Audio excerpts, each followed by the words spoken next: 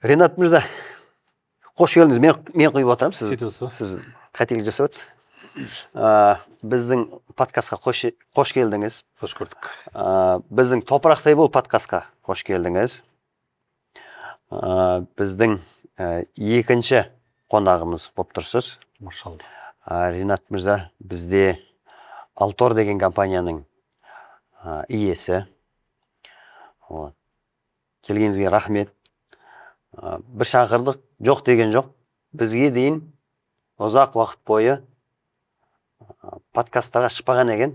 Сонымен сәті кеп, реті кеп, Альор Акен мырза қалай істедің? Жақсы деді. Сонымен бір-екі мәселе бар деп едім. Подкастқа түсесіз бе дедім. Смело деді. Кейін кездескен кезде қалай болды? Бір айтып берсеңізші. Неге подкастқа шықпай жүрсіз? Неге шыға бастадыңыз? Ол өзіңіз жайлы айтып беріңізші осы Алтор жайлы. Кейін ана темаға кіріп кетейік. Хорошо. Бұл енді формат қандай? Свободный формат қандай бір қатты бір ештеңе не жоқ қой, иә? Картошка фри. Да, болды, картошка фри. Ассалаумағалейкум, тағы да рахмет шақырғаныңызға. Құрметтеп. Жалпы енді Алтор деген бізде құрылыс дүкендер желісі ғой. Жалпы қызық мынадай нәрсе бар. Көп адам Инстаграмнан не сұрап отырамын ғой, опросник. Ренат кім деп. Сол кезде жүйе құрушы деп таниды екен көбісі. Жүйе құрушы деп. Сөйтіп, қазір компанияның ішінде жүйе құрып. Структура ма? Структура. Автоматизация барлығын. Структурный человек. Иә, максимально. Структурный, қазір бір қызық көрсетемін анам. Системный ма, структурный ма, не дейді? Мидың ішінде структура болса, системно жүреді ғой барлығы, ше. Әуре, көрдіңіз бе аны? Ренат отбасы деген приложение жасап тастағанмын ғой өзіме, ше. Бұл приложениенің өзі тоже бала-шағаны тәрбиелеу, қалай тәрбиелейміз, не істейміз, не қоямыз дегеннен проблема шығып кетті ғой. Бізде кәсіпкерлердің проблемасы осы ғой. Азында кетесің, түнде бірақ келесің ғой. Балалар сабаққа барып келіп өздері мамасымен өмір сүріп жатыр да. Ама приложение ішінде балдар ақша сұрайды, Каспийдің ақшалдағыз. Қазір мына приложение ішінде бүткіл жетата бар, туысқандар, бүткіл жасаған жұмыстарына ақша алады. Хадистері бар ішінде, календары бар, қайда барам план, қайда барып келдім деген сияқты. Барлығын тықтадым ішіне. Қазір жақсылап анықтап ашып көрсетіп беремін. Соны жасап тастадық. Енді бұл әңгіме қаяқтан шығып кетті. Біздің қазір компанияның ішінде де сол отыр ғой. Былай келген кезде. Жүйе керек. Жүйе керек болғанда, жалпы қазір ана AI мен қатты айналысып жүрмін ғой енді максимально. Vibe coding дейді, басқа дейді. Бұл негізі жүйесі жоқ компанияларға келмейді негізі.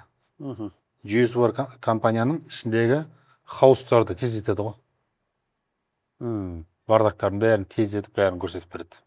Мен мынандай нәрсе естідім, Гарвард университеттің мынандай бір сөзі бар. Хаос не масштабируется дейді. Иә.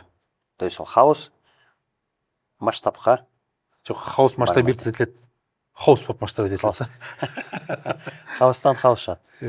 Үлкен хаос шығады бірақ. Енді сіздегі қазір мына жүйелендіру, енді сізбен жалпы менің қызығып жүрген сіздің түсіңіз жаңа жүйелі күйде жұмыс жасау, жүйелендіру, жаңа жүйе деп тұрсыз да? Иә. Неге бұл маңызды? Сіздің мына жаңағы сөйлесіп жатқан кезде жұмыспен қатысты, жұмыскерлермен қатысты бәрін белгілі бір жаңа жүйеге қоюыңыз бар. Бір казахский кайдзен сияқты сөзсіз. Енді жаңа айтып жатырмын, Ренат отбасы дегенді не үшін істеп жатырмын? Балдарым үшін. Балдарым кішкентай кезінен миының ішінде жүйелі түрде жұмыс істеуді үйренсе. Бәрін мысалы сандарға, цифрларға байлайтын болса, ең соңында жұмысың біткенін, бітпегенін қолмен ұстап, көзбен көру керек та бір нәрсемен, ше. Сол деңгей болмайтын болса, адам жаңағыдай ғой, сіздерге қазір келеді ғой, көп психология қазір шатат етіп жатыр ғой, барлығы турбален. Сол жүйенің жоқтығынан ғой. Мына мидың іші каша болып жатыр да. Қазір тем более мысалы Инстаграм, ТикТок, Ютуб информация өте көп. Осының арасында жүріп бізде жүйелі жасалмаса, ең более мысалы енді ақша түсетін жер кәсіп қой. Бірінші кәсіпті жүйелеу керек негізінде. Мен всегда айтамын. Бірақ кәсіпті жүйелеу үшін бірінші кәсіпкердің басын жүйелеу керек. Әне.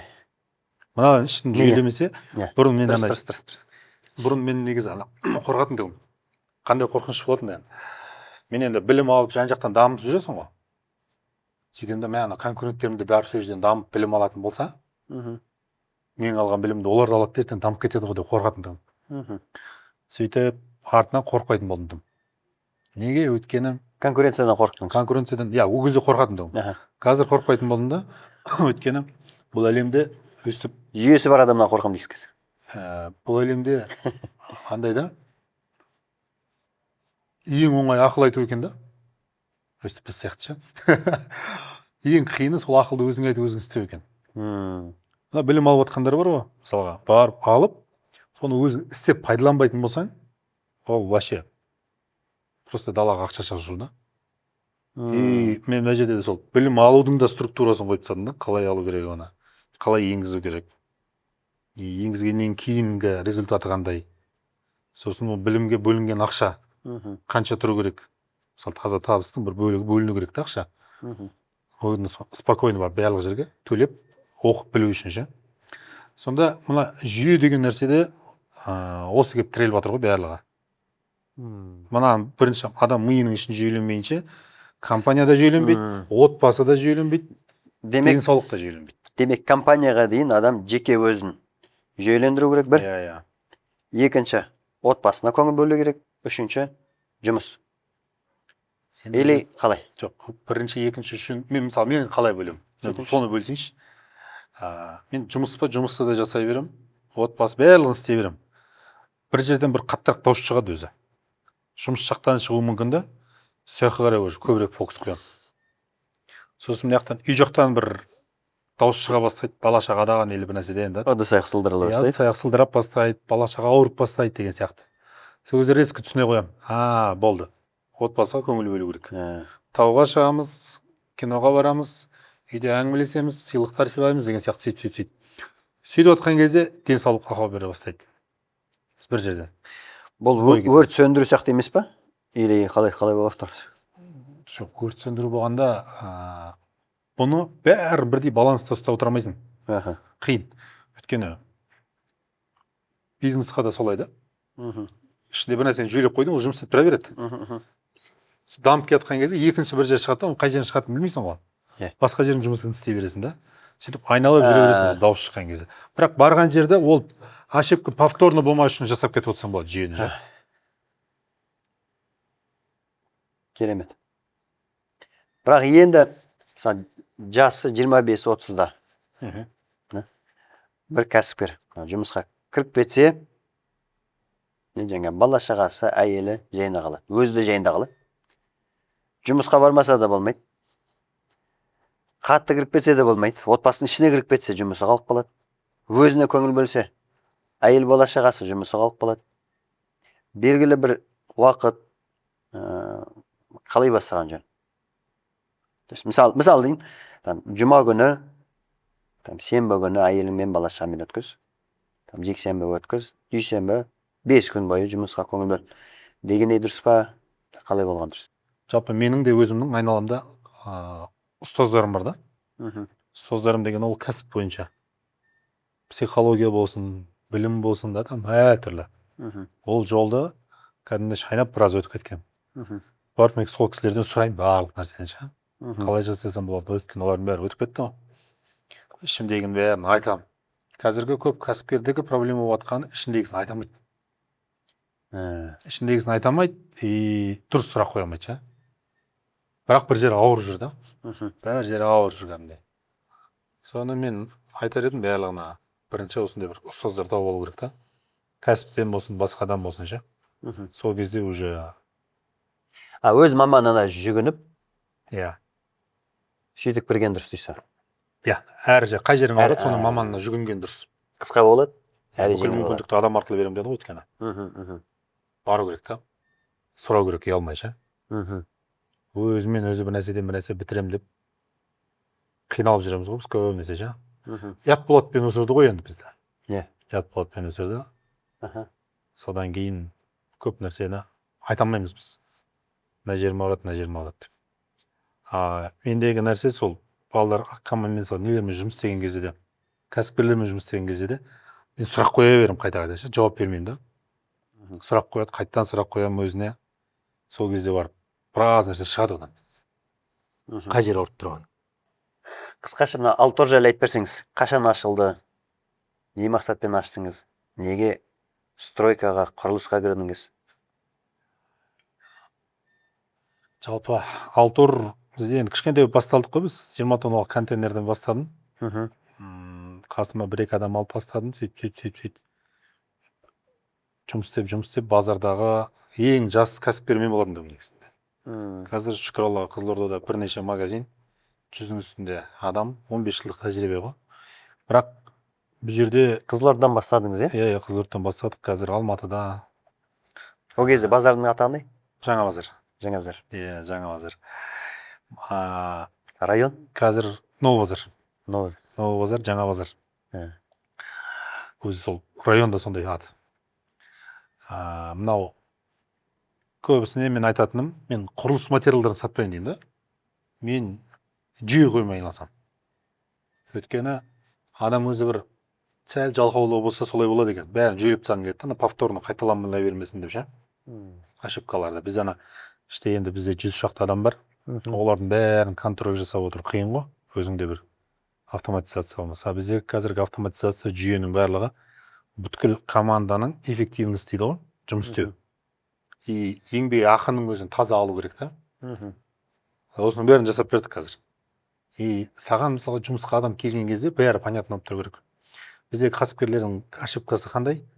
Өзі біледі ғой жұмысын, күнде көріп жүр ғой. Новыйдан келген адамда біледі деп ойлайды да. Мысалы қазір ресторанға келсеңіз, туалеттің сыртында мужской женский деген белгі тұрады ғой. Үйде тұрмайды ғой. Иә. Үйде білесің ғой қайсысы екен. Бірақ та қонақтар сырттан көп келетін болсын белгі қойып қояды. Ол үшін бұл жерде енді сөзді түйіндеп келген кезде компания әлсіз болмайды, компанияның иесі әлсіз ғой негізі. Компанияның иесі әлсіз болған кезде компания әлсіз болады да. Сондықтан бағанағы әңгіменің барлығы осыған келіп тіреледі. Компанияның иесінің калибрі қаншалықты үлкен, компания соншалықты үлкен болады. Қаншалықты дайын? Иә. Енді қараңыз, мына жерде бір қызық мәселе бар да. Бізде қазір ана хайнтетед деген нәрсе бар ғой. Мықты мамандарды жан-жақтан тартады ғой. Бір жерде мысалы мықты маркетолог көреді да, олмен сөйлеседі, ол айтады, нәтижесін көрсетеді, осылай дейді. Қанша дейді? Миллион, қараша 1,5 миллион берем, кел дейді да. Келеді, тым істемейді. Сосын оған ренжиді, 2-3 ай ақшасын бәрі кетеді, 4,5 миллион. Сонда бұл маркетолог алдында басқа жерде жұмыс істеп отырды ғой. Негізі мына басқа жерде жұмыс істеп жатқан иесі бар ғой, кәсіп иесі. Оның калибрі өте үлкен ғой. Талабы өте үлкен, білімі бар да. Сол білімі, талабы бәрі үлкен болғаннан кейін маркетолог барды да, соның екпінімен жұмыс істеп өсіп алды да ол. Енді мына жақта кіші кәсіпкер шақырған кезде соған барады ғой. Ол тапсырма беру білмеуі мүмкін, сұрақ қоя алмауы мүмкін, ненің не екенін түсінбеген кезде, мынау жаймен өзінен өзі өшіп қалады. Сонда маркетологтың өзі түсінбей қалады. Сонда мен көбісі ойлайды да мынадай деп. Келді, өзі жүйе қойып, өзі істесін, маған ақша кеп берсін дейді да. Мен айтам, ондай адам болатын болса, өз-өзіне жұмыс істеп, өз ақша тауып кетеді ғой. Иә. Саған келіп жұмыс істемейді ондай адам. Сондықтан сен жүйе қойып беруің керек оған. Сен реттеп беруің керек деймін да. Ол үшін айналып келгенде жаңағы кәсіпкердің мына миының іші, калибрі, ойлау қабілеті, жүйесі барлығы қаншалықты үлкен болады, соншалықты сіздің мысалы қаншалықты біліміңіз бар, жүйелі түрде жұмыс істейсіз, сондай мықты мамандар сізге келеді да. Өзі. Сондықтан кәсіптің иесі өсу керек басы. Енді кәсіптің өсуі, кәсіптің калибр деп жатсыз. Ол не нәрсеге байланысты? Мысалы, калибр дегеніміз не сіздің ойыңызша? Калибр деген мысалға біз 20 тонналық контейнерден бастадық. Мысалы, 20 тонналық контейнерің қанша квадрат мысалы? 4-5 квадрат, 5-6 квадрат деген сияқты да. 5-6 квадраттан қазір бір 20-30 мың квадратқа дейін кеттік та. Бірақ базарда сол кезде қалғандар бар. 95% базарда қалды да адамдар. Әрі қарай масштаб еткен жоқ, басқа қалған жоқ, көбісі сол жерден жабылды. Таксовать етіп кетті, вахтаға кетті, клубника теріп кетті деген сияқты. Сол сияқты ал адамның калибр деп жатқан мынау арман мақсаты ғой, жүйе. өзі адамда өзі екі ақ вариант бар ғой. Я өсесің, я өшесің. Стабильность жоқ. Неге стабильность жоқ деп айтамын? Өйткені стабильный тұрған кезде артыңдағы адам озып кеткен кезде бәрі артта қалдың ғой. Значит, төмен түсіп кетіп қаласың негізі. Енді бұл жерде өсу үшін, мысалы компанияда бізде өткенде командада жігіттер сұрайды да, аға бізде іште проблема өмір өтпейді дейді. Қашан бір сағат құсап жұмыс істеп тұрады, біз спокойно жұмыс істеп жүреміз дейді. Мен айтамын өлген кезде. Олайша жоқ. Өйткені өсіп жатқан компанияда постоянно проблема болады да. Өйткені жаңа неге өтіп жатырмыз қой біз. Жаңа деңгейге өтіп жатырмыз. Жаңа уровеньге өтіп жатырмыз ол жерде. Аяқ киімді аяғың өсіп жатса, аяқ киімді қысады ғой, аяқ киімді ауыстырмасаң. Аяқ киімді ауыстыру керек қой уже. Өсіп жатыр деген сөз ғой.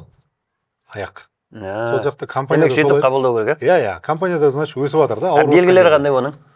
Белгілері кассовый разрыв кетеді. Жұмыстан шығады біреу. Жұмыстан шығамын дейді, жүйе жоқ өйткені. Конкуренттер басып баратады сені. Сол кезде сен выживать надо, әрі қарай жүру керек. Болмаса. Первый не істейсіз сондай уақытта сіз? Біз енді жалпы деймін, жүйе ретінде осындай жағдайға түсіп кетесіз? Иә. Енді бұл жағдайға түсіп кеткенді, мысалы, сіз ауырып тұрғаныңызды білу үшін, бірінші не салады, мына жер градусник салады ғой? Иә. Градусник 38 көрсетіп тұрса, значит ауырып тұрсыз. Так. Сол сияқты бізде де цифрлар бар да. Ана цифра уже өзінің пайызын жетпей тұрса, красный горит. Иә. Қызыл жанды болды, компанияда бір нәрсе дұрыс емес. Кнопканы басып ішіне кіреміз, магазиндер бөлінеді. Магазиндердің ішіне кірген кезде отделдардың ішіне кіреді. Бір отделда екі бала жұмысқа шықпай қалған ғой. Екі бала жұмысқа шықпай қалған, кімнің кесірі, кім қарамай жатыр оны? HR қарамай жатыр. Орын адам таппаған, управляющий. Екеуіне задача барады да. Олар адам табу керек еді, өздерінің косяктары. Резко хабарласып, сол жерде ғана ембейсің. Ана жақта главный недегі цифра қайттан тың кетісі орнына келе қояды. Цифра болмаса, қай жер ауырып жатқанын білмейсің ғой. Бүткіл компанияға келіп айқайлайсың да. Сіз жұмыс істеп жатасыз, мынау жұмыс істеп жатады, бірақ бір адам жұмыс істемей жатыр да. Бәрі тәжиді. Сосын сізге айқайлаған кезде, сіз естисіз, ішіңізден мен істеп жатырмын ғой. Сосын тұрасыз да, ондай болады. Мен де істемей-ақ қояйын. Сөйтіп бірін-біріне жұғады да, сыныптан басқасын бәрі. Компания құлай береді осылай. Цифр болмаған кезде.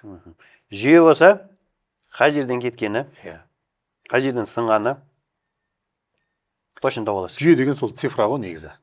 Цифрада туысқан жоқ. Эмоция жоқ. Математика. Примерно деген жоқ қой цифрада, ше? Четко. Жұмыс істеп жатырмын деп айтады ғой. Все хорошо, цифраны келіп көреміз. Қараған кезде жұмыс істеп жатқан көрінеді ғой. 5 па 5, 10 ба 10 деген сияқты.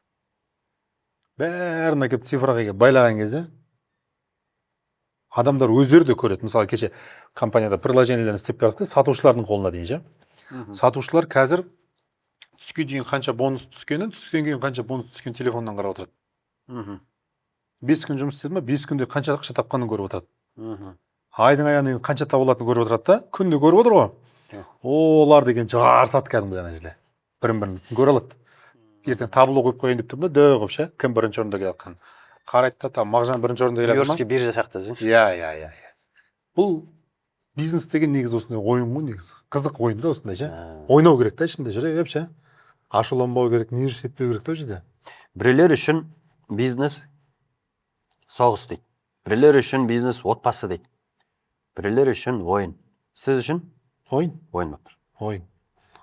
Барлық адам негізі сол бизнесті кезінде армандап өзі сұрап алды Құдайдан, ше. Енді қашып жүр содан, ше, бәрі, ше. Неден немен қашады? Бизнестен қашып жүр ғой барлығы. Бизнестің неменесінен қашады енді? Жүйе қоюдан қашады. В общем, жалпы бизнестің өзінен қашады. Неге қашады? Қашады деген қалай? Әркімді әкеліп келеді компанияға, ше. Істеп берші дейді мынаны. Өзі қашады. Сен істеп берсең, мен бәріне түсіндіремін да. Сенің бизнесіңді ешкім істемейді. Онда жауапкершіліктен қашады. Иә, жауапкершіліктен қашады, иә. Сенің бизнесіңді сенен басқа ешкім істемейді деймін да. Сен ғана қиналасың, болды. Дұрыс. Осы кезге дейін сен тұрғыздың, сен әрі қарай алып кетесің оны. Сол үшін 10 бизнестің 9-ы жабылатын осыдан негізінде. Тек мықтылар қалады. Мысалы, біз қазір 15 жыл болды ма, қаншама кризисті көріп келе жатырмыз ғой. Қазірдің өзінде кризис болады дейді. Осы кезде бүткіл тағы да дополнительный датчиктерді қосып жатырмыз да. Маркетингті күшейтеміз давай деп. мысалы бұл бизнес сауда деген сату емес қой. Дұрыс сатып алу. Дұрыс сатып ала білсең, маржа негізі сояқта да. Сататын кезде бәрінде баға бір дейді ғой почти. Переговор керек бұл жерге. Сөйлесу. Поставщик болсын, Қытай болсын, Россия болсын, барып, ол жерде кәсіпкер барып өзі сөйлеседі, кәсіптің иесі ше. Бізде кәсіптің иесі кассадан шыға алмай жатыр ғой. Дұрыс па? Ол сатып ала алмай жатыр товарды. Өзі сатып алады, өзі баға қояды, өзі ревизия жасайды, өзі ремонттайды деген сияқты. Бәрін өзі істейді да. Сөйтіп өрт өшіріп жүреді де өзі өртеніп кетеді екен ше. Универсальный болып жүреді. Иә, өрт өшіріп жүріп өзі өртеніп кетеді. Мысалы неге делегирование жасамайды? Қорқады. Қорыққаннан кейін көбісінің әңгімесі туысқандар жинап алады. Иә. Туысқанмен жұмыскер сияқты сөйлесе алмайды. Иә. Сонымен сөйтіп істің маманы емес. Иә, енді қараңыз, мен сізге туысқандар туралы айтып берейін. Туысқандарда қалай болады? Мысалы, мен сіздің туған ініңізбін, или там бөле ініңізбін. Келем. Мен бір косяк жасасам, мен миым түсініп тұр да, сіз мені жұмыстан шығармайтыныңыз ше. Мен жасай берем қайталап. Жасай берем, сіз де кешіре бересіз. Сосын ол сырттан келгендер бар ғой, оларға жұғады. Сөйтіп компания құлайды. Менің қасымда бөлемде нағашы, жиен бәрі істеген. Бәрі шығып кетті мен қасынан. Тек қана нелер қалды. Шыдайтындар. Сырттан келген менің туысқаным емес жігіттер қалды қазір командада. Туысқан жоқ. Туысқан, енді қараңыз, туысқан жоқ неге? Олар да басында ренжіді шығап жүрген кезде. Кейін түсінді да. Қалай?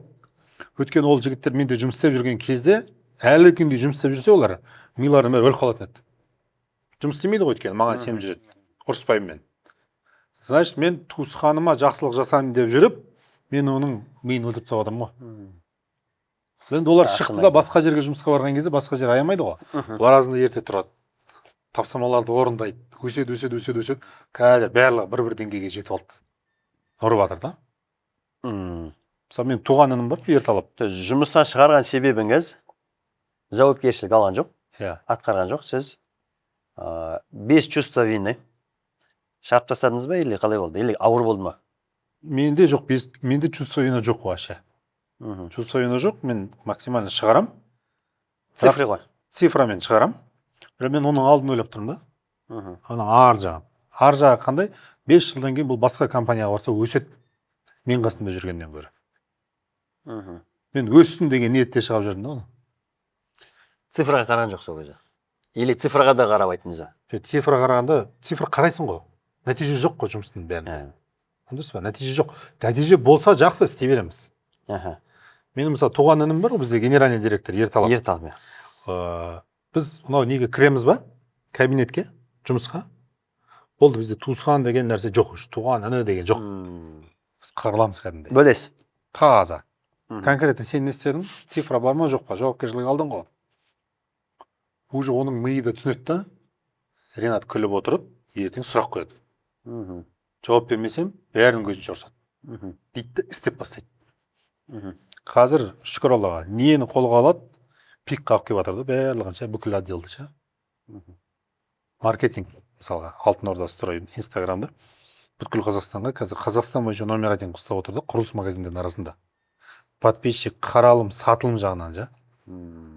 Соған бір нәрсені тапсырасың, көтеріп тастайды.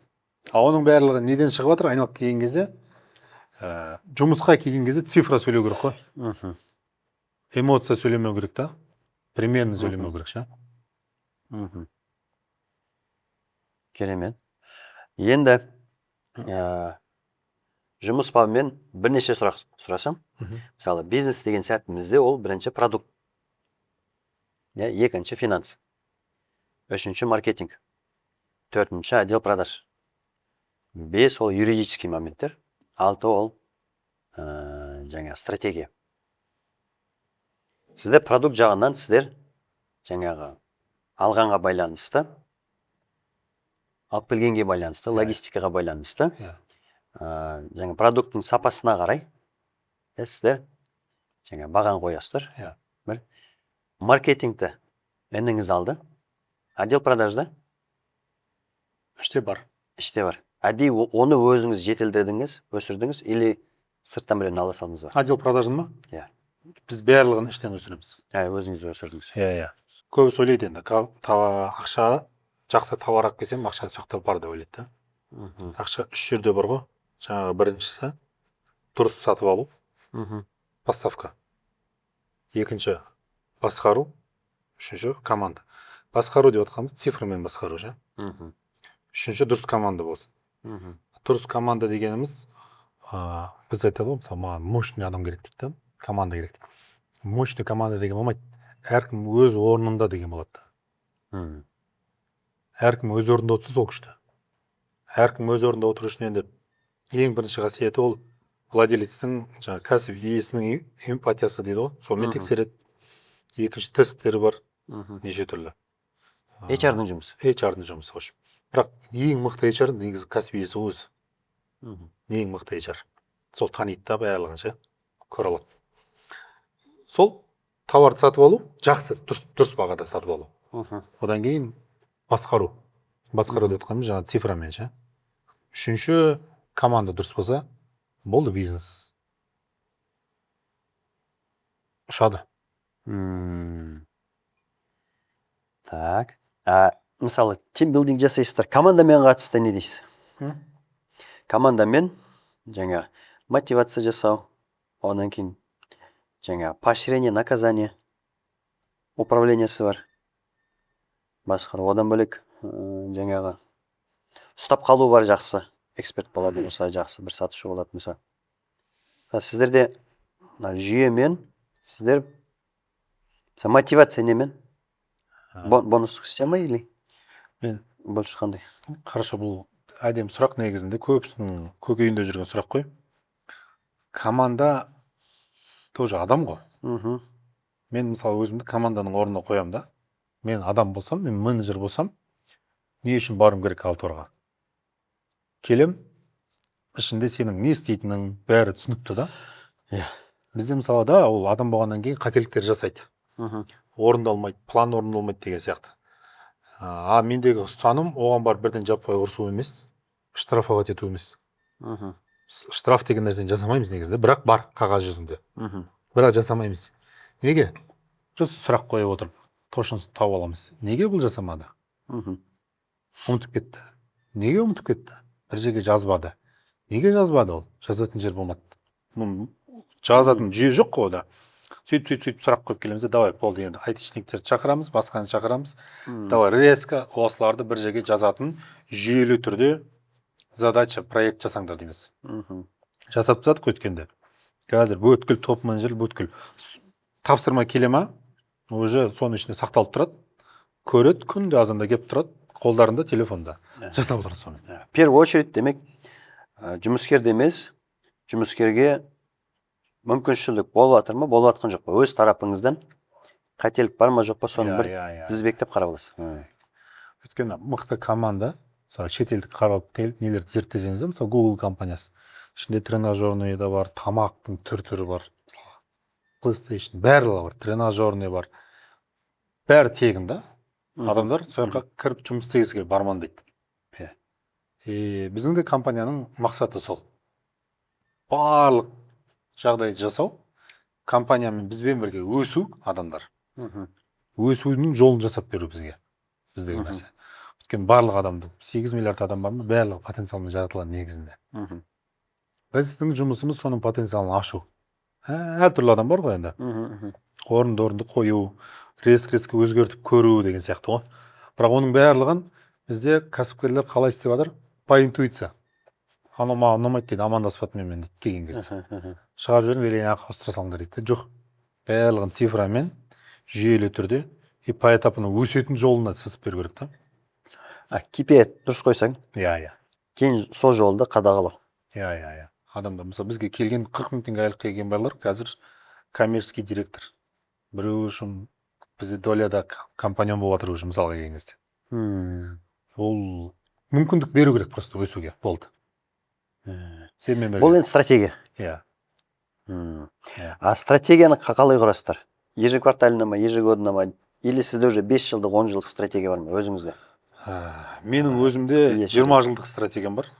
Жалпы қайда баратырмын? оны сызып тастадық. Өйткені неге 20 жылдық деп қоямыз? Өйткені 20 жылда мен өте үлкен Ринаттың бейнесін жаздым да. Оны 20 жылға қойдым. Алты қолы балдақ болсаңшы. Оны 20 жылға қойған кезде ми айтады, 20 жылда жасаймыз оны дейді да. 20 жыл деген алыс қой дейді да. Алыс қой деген кезде ми сене бастайды соған. Сенген кезде оған сен 10 жылда, 7-8 жылда жетуіңе болады ша. Сол үшін мен 20 жыл деп қоямын да. Сөйтіп қойып, бірақ оны мен ешкімге айтпаймын. Не үшін дейсіз ғой? Өйткені оны қазір мен біреуге айтып жатсам, ол адам түрінен көрініп тұрады, сезіліп тұрады ша. Болмайтын нәрсе ғой деп ша. Бірнеше адамнан соны көремін ғой уже. Сенімсіздікті өзім сенбей қаламын еді. Өзім сенбей қалсам, ол өте опасно. Сондықтан мен сол 20 жылдықты аптасына бір мәрте болса да кіріп, бір оқып, жазып шығамын толықтырып. Тағы бір қызық нәрсе бар. Өзімнің 60 жастағы Ринат деген бейне бар. 60 жастағы Ринаттың бейнесін жазып отырмын қазір. Где-то 6 ай болып қалды už. 60 жастағы Ринат кім? Әулеттің үлкені. Бүткіл келіні бар, там қарындастар, інілер, барлығы келіп ақыл сұрай алады. И кең. Абыз десеңші? Ошым, сол бейненің жасап жатырмын да. Қандай машинамен жүреді, қандай шляпамен отырды деген сияқты. Бүкіл детально ша. Спортивный тело қандай деген сияқты. Визуализация болып отыр ма? Визуализация деген нәрсені жасап жатырмын сол. Иншалла болсын. Керемет. Мына бала шағыңызға да әйеліңізбен қарым-қатынас.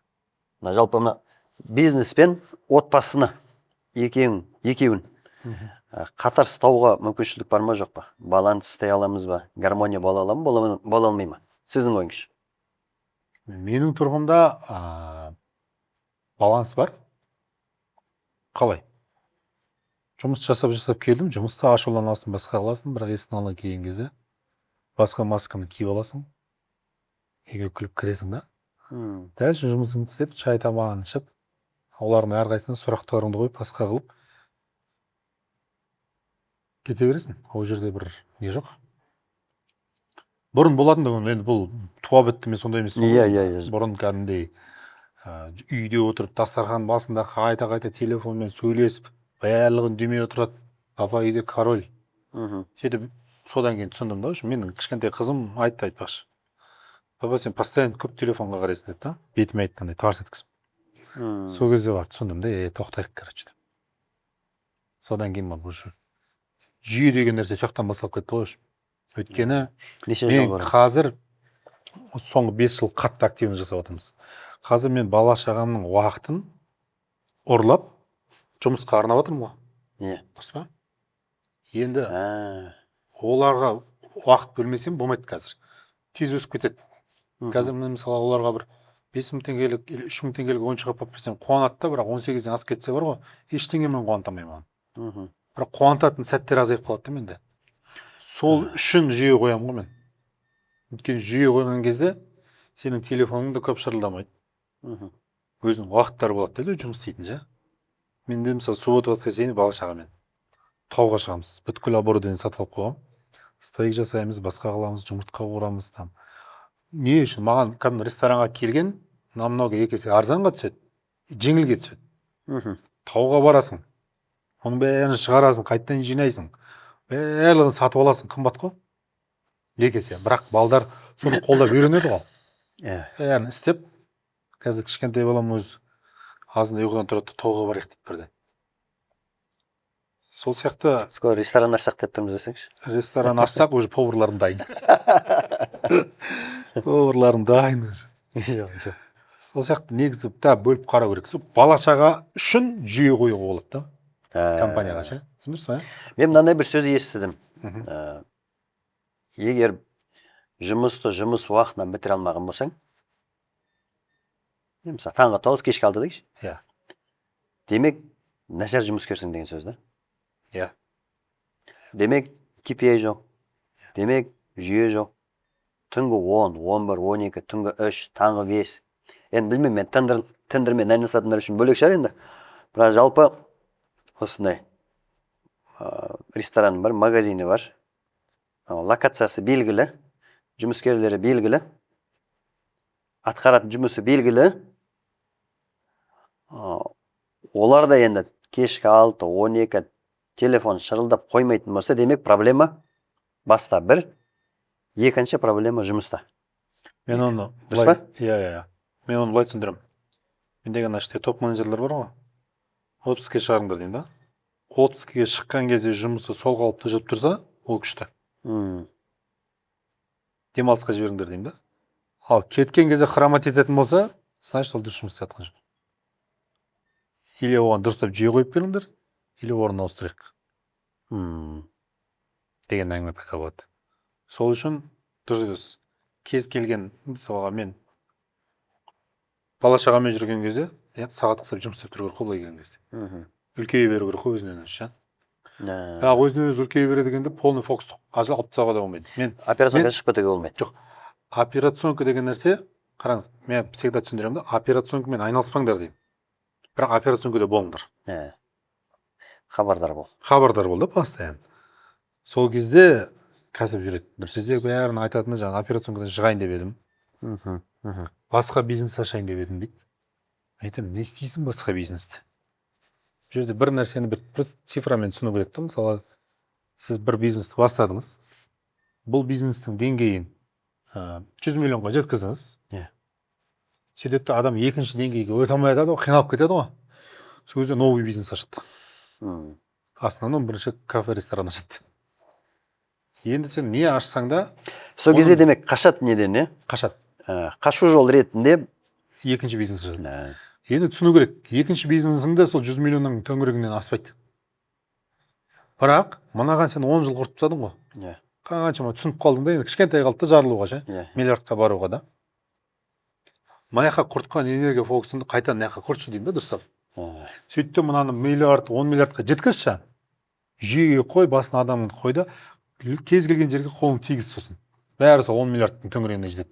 Өйткені мынаның бүткіл финансын, маркетингін, бухгалтериясын, отдел продажын бәрін қойдың ғой, құрдың ғой.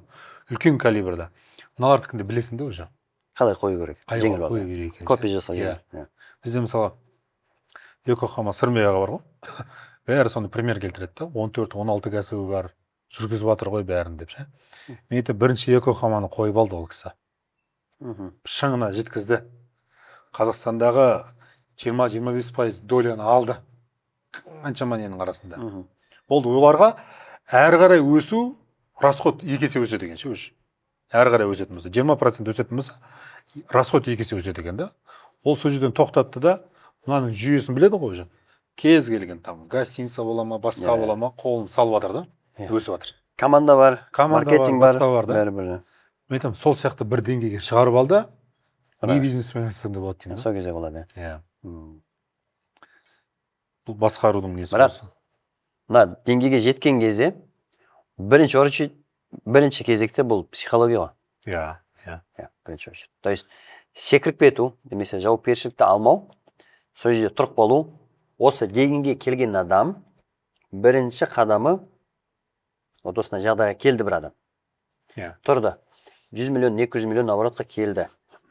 20-30 шақты жұмыскері бар, маркетинг бар, бәрі отырды. Міне атады, бірақ тұрып қалды. То есть не бар да? Стабильный да? Өспейді, түспейді. Вот осындай жағдайға келген адамның қадамы қандай? Енді қараңызшы мысалы, сізбен осыдан бір 2 жыл бұрын сөйлестік қой. Сонда мынандай мәселе бар да, кез келген кәсіпкер өзінің проблемасын өзі шешеді негізінде. Бірақ бұның психикадан, психологиядан бұның несі жоқ қой, тәжірибесі жоқ қой. Мен мысалы 2 жыл бұрын сол сізге хабарластым да, бүткіл ішімдегі мұңымды айтып отырып, өзім түсініп алдым да. Сіз айттыңыз, мына жерін бүйту керек, мына жерін бүйту керек, мына жерін бүйту керек. Бітті. Әрі қарай кете бересің. Сонда мынау біздің движок негізі осының іші ғой. Сізге де мысалы келетін кәсіпкерлердің бәрінікі сол ғой. Бір жерге келіп тіреледі, көріп тұрады, істеуге қорқады, шешім қабылдай алмайды. Жауапкершілікті алады. Бұл жерде өздеріңізге инструменттер тақ бір айсың, дальше кетеді да. Қағарса еткізіп секіреді. Секіріп бара жатқан кезде болды, ұмытады сізді. Сізге келесі бір жерге тірелгенге шейін хабарласпайды содан кейін. Мен өйткені мына қазір 5 жылдан асып Сіз сол кезде Алматыға көшіп келдім ғой, Иә. Қызылордадан. Содан басталды ғой менде қатты өзгеріс. Мен өзіңізбен кездестім, біраз психологияны өте кірдім ғой. Иә. Бәрінен барып сұрай бердім, қайта да. Сонда түсіндім да, мынаның іші психика ғой, бұл адам психикадан тұрады ғой. Иә. Осының іші реттелмейінше, бұл бүйтіп реттеле салатын нәрсе емес екен да. Мамандарының маманына бару керек просто. Қайта ше. Барғаннан кейін барып уже жаймен түсіне бастайсың. Спокойствие бола бастайды. Миыңда тыныштық болса, денеде тыныштық бар ғой. А денеде тыныштық болса, сенің тыныштығыңда бүткіл командаң сезеді. Клиентің де сезеді да. Ақша айналымы көбейеді. Демек, бірінші қадам маманына бару. Иә. Бір, екінші, мысалы маман ретінде психолог. Иә. Екінші, бір өзі сияқты бір бизнесмен бұндай проблемадан өткен. Иә. Сондай кісіге бару керек. Мысалы, маған көп келеді ғой кәсіпкерлер. Сөйлесіп келесің, оның психикасымен проблема отқан сезем да. Өткенде мысалы сізге жіберіп жатырмын, тағы жіберіп жатырмын ғой. Неге мен өткенде мен психолог емеспін ғой. Мен кәсіпкермін. Мен түсініп тұрмын, мен бұл жолдан өттім ғой. Бірақ мен оны сіздер сияқты профессиональный түсіндіре алмаймын ғой. Профессиональный инструменттер жоқ қой менде. Мысалы бізде мынандай психолог келеді, психология тұрғысынан. Сонымен психологиялық вопростар шешіліп кетеді ғой. Иә. Сонымен нені сұрай бастайды? Маркетинг сұрайды, ананы сұрайды. Иә. Тоқта деймін, брат. Мен өйткені ассистент туралы келдіңіз ғой. Мен ол жерде остановись, baby. Мен білмеймін. Оның маманы бар. Сол жерге бар. Демек, бір кәсіпкерде бір психологы болсын. Иә. Бір имамы болсын. Иә. Тренері болсын. Иә. Одан кейін бизнес өзінің гуру, жаңа бизнес тренері болсын. И там отбасылық қатыспен. Там біреу тағы да болсын. Примерно сондай деп мен түсініп жатырмын сіздің әңгімеңізден. Менде сондай бар да просто. Иә. Әр неден ше, бөліп қойғам да. Айналып отырамын солар 2-3 ай сайын ше. Айналып отырған кезде ағаларымыз бар да. Мен енді өзімше бір кәсіпкермін. Олар маған кемшілігімді бетіме айтқан кезде нәпсім шырылдайды. Нәпсім шырылдайды да, миым айтады. Нәпсім миым айтады ғой, келесі жолы бармаймыз дейді оған. Барсақ, оның алдына барып сөйлей алмайсың. Тыңдау керек. Ол ұрсады саған дейді. Мен айтам. Қай жер ыңғайсыз, нәпсіме ұнамай тұр, соны кейін қарай істей беру керек. Бара беру керек соған. Сол кезде ғана өсемін мен деймін да. Барамды таяқ жеп қайтам, жасаймын. Сол жерде ғана өсу бар да. Көп адам жаңағыдай ғой енді, сәл ақша біткен кезде, басқа қалған кезде. Қиналған кезде. Өкінішке орай осылай. Қиналып, быт-шыт болып отырады ғой. Емес. Ақша болып тұрған кезде кемейді да. Менің айтатыным, үнемі жұмыс істеп отыру керек. Үнемі. Сендегі жағдайың жақсы болып тұрған кезде жұмыс істеу керек. Өйткені жағдайың жақсы болып тұрған кезде көп нәрсені тез түсінесің ja. Бұл маңызды моменттер ғой негізінде кәсіптегі. Тыныштық кезінде. Одан кейін мен айтатыным, дұрыс айтасыз, әркімнің өзінің маманына жіберу керек. Білетін жерін ғана істеу керек та. Білмейтін жеріне де кіріп кетпеу керек қой. Өйткені адамды құртасың оны ja. Бізде қалай қазір көп проблема не отыр? Ақша алса болды отыр ғой. Тек қана ше. Ақша төлесе бәрі істеп беремін деп тұрды ғой. Енді сен жасап бере алмағаның үшін жасап бере алмайсың ғой мысалға. Айтады ғой. Батаменен ел көгереді дейді. Жаңбырменен жер көгереді дейді. Мысалға біз біреуге консультация жасадыңыз. Ол адам содан кайф алса, содан нәтиже алса, сізге көңілмен болсын, басқамен болсын бата береді. Сіздің жолыңыз ашылады. Қарғыс адамды өзгерген емес та. Ал енді бізде жаңағыдай саттым бітті да, курс болсын, басқа болсын. Жоқ болып кетеді. Ол телефон алады, көтермейді, басқа қылмайды, нәтиже жоқ. Қарғыс алады ғой. Одан ешқаққа өспейді осы. Осы жерлерін түсініп алу керек барлығына қазір ше. Өйткені қазір бағана айтқандай ғой. Адамға ең оңай ақыл айту. Ең қиыны сол ақылды өзіне айтып, өзі істеу. Бүткіл негізі коучтар, мен сізге бір қызға айтайын, бүткіл коучтар өзіне айтып жатыр ғой негізі ақылдың бәрін ше. Біреуге айтып жатырмын деп ойлап отыр ғой, жоқ, өзіне айтып жатыр. Енді мидың ішінде осындай настройка қойса, ниет. Аузыңда не шықты, соның бәрін маған айтып, өзіме айтып жатырмын. Менің осы жерім хромает деп. ей нәпсім өзіме айтамын. Иә. Мысалға қараңыз. Маған біреу әйелімен проблема болып келсе, ол менің де негізі әйеліммен проблема болып жатыр да. Мен өзімнің әйеліммен проблема шеше алмай жатырмын ғой. Ана адам келеді ғой, соған ақыл айтамын да мен. Негізі сол ақылды өзім айтып отырмын негізінде. Соны барып үйге барып істеуім керек қой мен дұрыстап ше. Сол үшін бүткіл нелер, тренерлер өзіне айтса, өзіне айтып отқан түсінсе, өзі тез өседі негізінде. Тез өседі. Алтор. Дәл ары қарай қайқа барады. Ойыңыз қандай? Да, оның да несін стратегиясын сызып қойдық. Алтор жалпы алдағы уақытта IT платформа болады ғой. Өзіңіз сияқты компанияларға. Иә, біз енді қазір қаншама жүйені құрдық қой енді ішінде. Финанс болсын, бухгалтерия, закуп жасау, барлығын цифрада көру, продавецтердің KPI бар ма, HR-дың жаңағы договоры бар, басқасы бар, юридический нәрселері бар да. Қанша квадрат ашу керек, қанша квадрат, қанша оборот жасау керек, оның расходы қанша пайыз болу керек, барлығы бар да уже. Осыны қазір бір үлкен ERP система қылып жасап жатырмыз. Осыны сосын кейінгі басқа магазиндерге қолданысқа береміз да. Дайын, алды, өзінің паролімен, логинмен кірді. И закуп жасауға болады, поставщиктер бар ішінде. Бағалар көрініп тұрады. Қазір ана кеше Каспийде шығарды. Жеңілдетіп жатсыз да? Бәрін жеңілдетіп жатырмыз. Тікелей өзіңіз сол қуырып, өзіңіз іште болғаннан кейін толыққанды өзіңіз түнесіз. И осылай басқаларға да жүйеп жасап бере аламын деп жатсыз. Өйткені біздің именно Қазақстанда, именно құрылыс магазиндер саласында жүйе очень хромает. Қиын ғой шо. Қаншама разновидность бар. 15 000 түрлі товар бар бізде мысалға. Әрқайсысы жеке. Оның бәрінің маржасы бар.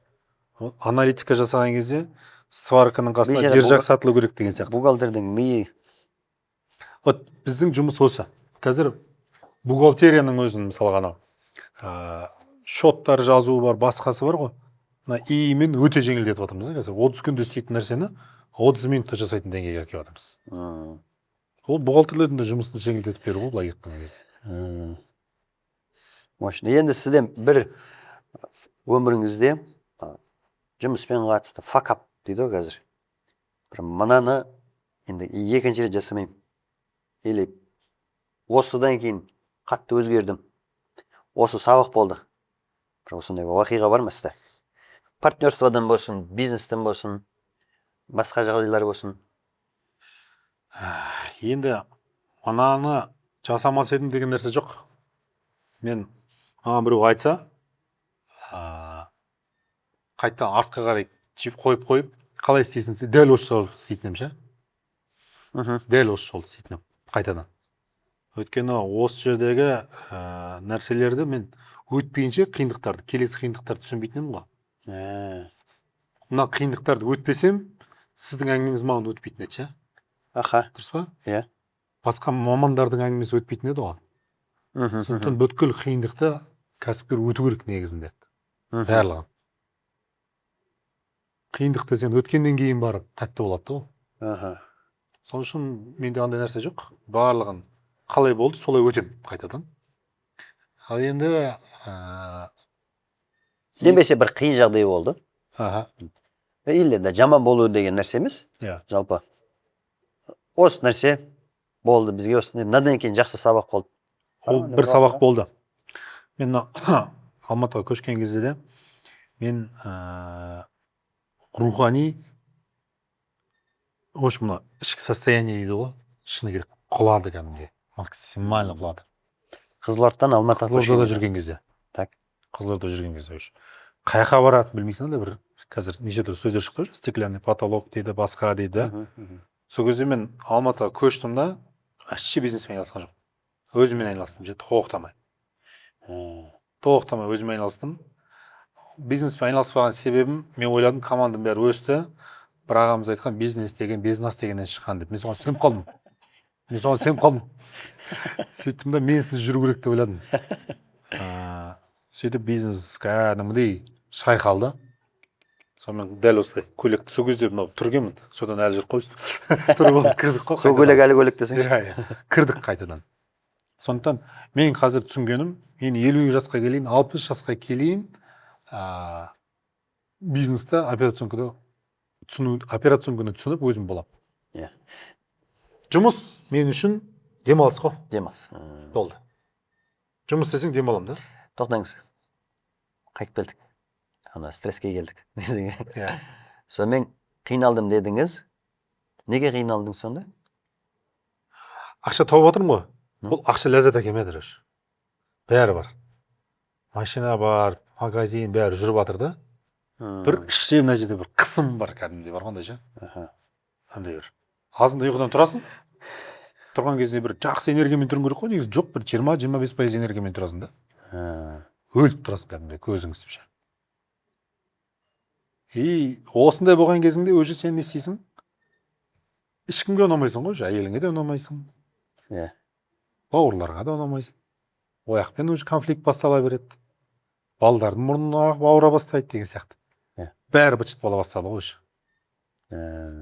Сол кездерде уже сондай состояниені, бұның бәрін қаяқтан біліп отырмын. Адам сол состояниеден өткен кезде біледі ғой негізінде. Иә. Бұл состояниеден өтпейінше келесі деңгейге өтпейсің да. Бүйтсеңші, арықтық біттім сол кезде. Бір быт-шыт болып кеттім десеңші. Ана өткенде бір кісі айтқандай, баяғыда әңгіме бар ғой дейді. Бәрі Алматыға бір пакетпен келгенбіз, көк пакетпен деп. Иә. Ринат бір пакет ақшамен келген сияқты. Сол сияқты қатты бір арықтап кеттім бір нәрсе деп айтамайын, бірақ ішкі нәрсе түсіп кетті кәдімгідей. Уже сезіледі ғой. Сөйтіп, не істедіңіз? Сонымен операционға кіріп кеттіңіз да, не қылдыңыз? Жоқ, операционға кірген жоқпын, мен операционға шықтым. Иә. Шығып өзіммен айналыстым ғой. Өзімнің операционмен айналыстым ғой. Өзіңізге кірдіңіз. Содан кейін жаңа психологтарға, басқаға, одан кейін сол сізге де бардым. Бірге отырып видеозвонокпен сөйлестік қой. И сол кезде сол ізденіп жүрген кездер ғой. Қатты сатырлатып ше. Жан-жақтан. Уже андай, уже вариант жоқ та, түсінесіз ба? Я өліп қаласың деген сияқты ғой бизнесте барлығы. Или масканың шешесінде ұят-пұятты, короче. Алға жылжисың деген ғой. Біз енді Қызылорда, южный часть андай ғой енді. Жылауға болмайды, ішіңдегіні айтуға болмайды деген нәрселер ғой былай кейін кезде. Шыдау керек, шыдау керек деген сияқты ғой, иә. Бірақ мен қанша шыдап жүріп, өзінен өзі шешіліп кетеді деген нәрсе жоқ екен бұл проблема. Шешіліп кеткен адам көрген жоқпын да. Өзімен өзі жүріп, шыдап ше. Ол денсаулықтан алады, бұл бизнес жоқ көзереді үшін ше. Айналамда қаншама жігіттерді білемін ғой, мен ағаларды да білемін да. Жоқ болып кетіп жатыр да. И ажырасу да өте көп, өзіңіз білесіз мысалы. Не үшін оның барлығы? Осы өзіңмен просто жұмыс істеп, бұны мойындамай жатыр әлі көбісі ше. Мен қазір то есть ол жердегі алғашқы қадам мойындау. Мойындау. Остановись. Мойындау. Мына басында көрінбейтін корона шешіп тастау просто. Бару керек та, короче, конкретно сөйлесу керек қой. Маған мысалы қазір жүйе бойынша келеді әңгіме. И жаңағы жақтарын копать етсең, каша болып жатыр да. Басында айтқысы келмейді оны ше. Мен айтамын, соны шешіп кел бірінші. Мына кісілерді мысалы рекомендую, өткен қазір 1000 болып кетті да ол. Мен бәрі жаман демеймін енді, бірақ кәсіпкер көп қой. Кәсіпкердің ішінде де кәсіпкер бар деген сияқты ғой. Сол сияқты таңдап барған дұрыс деп ойлаймын негізінде. Жалпы мынау психология деп жатсыз ғой, например. Сізге сұрақта, неге бұл осы нәрсе көп болып кетті? Іштей құлау, бұрынғы ата бабамызда жоқ еді ондай нәрселер. Хромат етілу, ол жалпы мынандай деградация. Мысалы, қазір аутизм дейді, ДЦП дейді. Ол кезінде де көп болды негізі. Қоғамда ашық айтылмағаннан кейін біреулер күш тауып, бұл жайлы сөйлей бастады, аша бастады, жеткізе бастады. Сөйтіп бұлар ашық шығып кетті да. Сол секілді адамның ішінде күйзеліс болды, проблема болды. Бірақ бұны кейбіреулер жеткізе алған жоқ, айтылмады. Қазір бұның жеткізу стилі пайда болды. тілі пайда болды, терминдері пайда болды. Жылап атқан адамдар шыға бастады, айта бастады. Я менде осындай болды. Ажырастық, ажырасқаннан кейін мынандай сезімдер болды. Немесе ажырасайын деп жаттық, мынандай күйзелісте болдым деп біреу жеткізеді, айтады. Үйдегі отырған бір қыз келіншек бұны көреді, айтады, менде де сондай ғой дейді. Түсінесіз ба? Өйткені бұл проблема болды, болмады емес, болды қоғамның ішінде. Әсір кезінде де болды, ата-бабаларымызда да болды. Бірақ оның шешім жолы сол кезде әртүрлі болатын да. Yani бұл заманның талабы бөлек, уақыты бөлек. Мысалы, қазір бізде салмақ. Мысалы, кезінде ата-бабаларымызда ондай қатты салмақ болмаған. Себеп атқа мінетін, өйткені постоянно бір физикалық нагрузка болатын. Енді уақыт келді, қазір ондай нагрузка жоқ. Адамдардың көбінде салмақ бар қазір. Енді салмақ шықты, салмақ бар қазір. Кезінде ата-бабаларымызда салмақ болмады дей алмаймыз, өйткені біт бөлек, ана бөлек, мынау бөлек. Қазіргі уақытта ол интернет, телефон, YouTube, көрші, адам қазір өзін көп адамдармен салыстыра бастады. Мысалы, кезінде көршінің баласымен салыстырған болсаң, қазір көрші елдің баласымен салыстырасың да. Одан кейін адам деген жалпы қанағатсыз болған соң, әр нәрсе нәпсісіне тиеді. Сол нәпсісіне тигеннен кейін, қолында болмағаннан кейін әділетсіздік көреді. Қолындағы бар мүмкіншілікті қолданбайды, шүкіршілік болады, шүкірсіздік болады. Бұл тағы бір-бірінің артынан бір нәрсе тудыртады. Сол жаңағы кейбір кезде бұның атын депрессия дейміз, жаңа психологиялық проблема дейміз. Бәлкім, бүкіл жаңағы, мысалы, бізге келген адамдардың бәрінде психологиялық проблема бар демейміз. Айтамыз, тексеріп пе жаңа нең? Тестостерон, кортизол, пәленше тексерші дейміз. Келеді, қарайды, мысалы, түсіп кеткен тестостерон. Тамағыңды дүзе, ұйқыңды дүзе. Бір-екі укол қойып қойды, жүре бер дейсің. Көңіл күйі жоқ, жаңағы мығым аяғы жоқ деген дейді. Табанды емес. Түбі психологиялық проблема емес. Бірақ кейбіреулер бар психологиялық действительно ауруда. Ол келу керек обязательно. Ол досымен, ағасымен, әпкесімен, туысқанымен өтіп бірімен шешпеу керек. Ол опасно. И мысалы кейбіреулер бүйтеді, көмектесем дейді да. Мысалы, мынандай қателік бар. Мысалы, бір бизнесмен, екінші бизнесмен отырады, ана кісіде психологиялық проблема. Бірақ мынау жаңағы совет беріп жатқан адам, менде де сондай болды, сен уайымдамай. Менің проблемамша, сенің проблеманың 10 есе болатын. Бізде сот болды, КНБ болды, ана болды, мына болды, біз вообще өліп қала жаздық, бірақ шүкір. Деп ана мотивация жасайым деп ойлайды. Бірақ ана кісінің естігісі келген нәрсе бұл емес. Түзеймін деп сындыра алмау керек. Маманы отыру керек, сөйлесу керек. Мысалы, маркетингте бар, маркетологпен сөйлесесіз. Финансты финансистпен сөйлесесіз. Сол секілді адамның психологиялық проблемасы бар ма? Үйде жабылып қалды, шықпайды, сөйлеспейді, жігері бітіп қалды, табанды емес, сабырлығы жоқ, агрессиялы, кішкентай нәрсеге тез ашуланатын болса, демек үлкен бір груз бар, жүк бар, шеше алмай жатқан, түсіре алмай жатқан, тастай алмай жатқан бір грузы бар. Оны да басқа бір кісімен сөйлесіп, қосымша груз керек емес. Ол грузды түсіретін өзінің құралдары бар, өзінің жолдары бар, өзінің методикасы бар, өзінің жаңағы тәсілдері бар да. Неше адам өткіздіңіздер? Жеке мен ба? 2000-нан астам өткіздім. 2000-нан астам. Ошым опыт жетеді дейсіз ғой? Опыт жетеді. Ана, мысалы, кәсіпкерлер ғой енді бұл жерде аслында. Мен көбінесе, основном кәсіпкерлер, ер кісілер. Әйелі ше?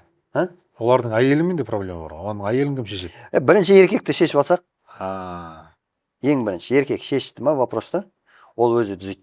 Әйелмен мәселесін түзейді, бала шағасымен түзейді, жұмысымен түзейді. В первую очередь, әйел адам кеп тұрады. Күйем осындай болып тұр, анау болып тұр, мынау болып тұр. Әйел адамның бір-екі кездесу жасайсың, ол уайымдамас үшін да. Ада кімді алып кел дейсің? Жігітті алып кел дейсің. Келсе келді, келмесе, қайтадан тиіспейсің. Бірақ еркектің от алуы маңызды, еркектің жауапкершілік алуы маңызды.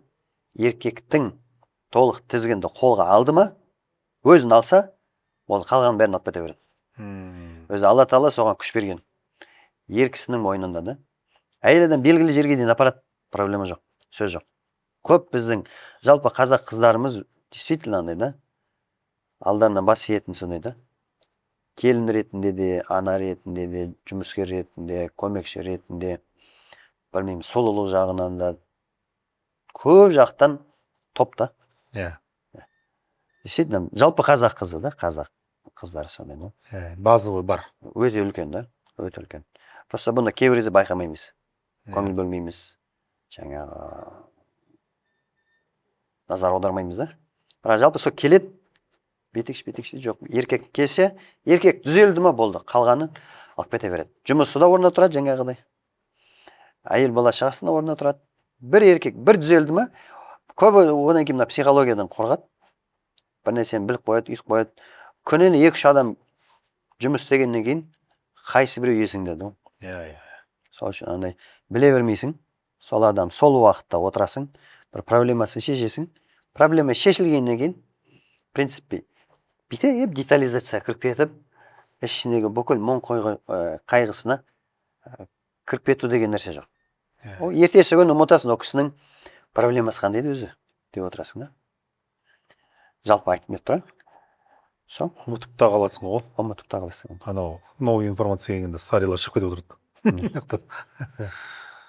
Күшті, керемет. Сол. Сізге рахмет келгеніңізге. Қадамыңызға нұр жаусын.